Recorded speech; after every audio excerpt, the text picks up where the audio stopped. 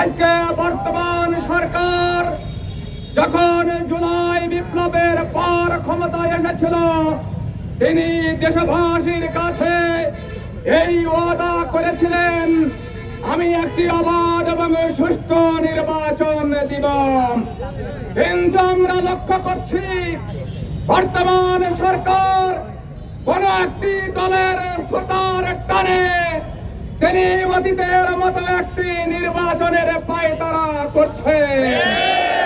আমরা পরিষ্কার বলতে চাই, জুলাই সনদের আইনি ভিত্তি দিতে হবে এবং আগামী নির্বাচনের আগে গণভোট দিতে হবে। যারা গণহত্যা করেছে, গণহত্যাকারীদের দৃশ্যমান বিচার হতে হবে। অন্যথায় বাংলাদেশের 18 কোটি মানুষ আগামী দিনে কোন নির্বাচন হতে দেবে না।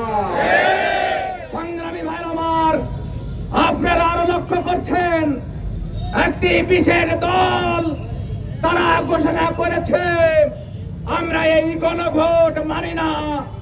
আমরা বলতে চাই, গণভোট না মানা হচ্ছে জনগণের দাবিকে অস্বীকার করা।